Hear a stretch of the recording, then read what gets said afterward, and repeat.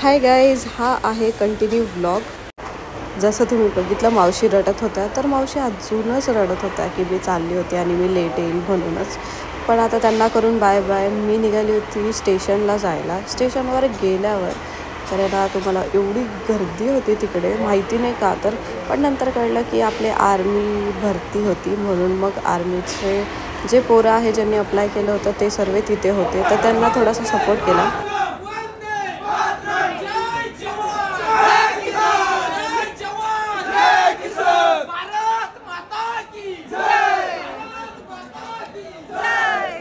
मग वेट करून करून मी तर दमली होती, कारण ट्रेन येतच नव्हती. आणि फायनली मग ट्रेन आली, पण दुसरीच आली.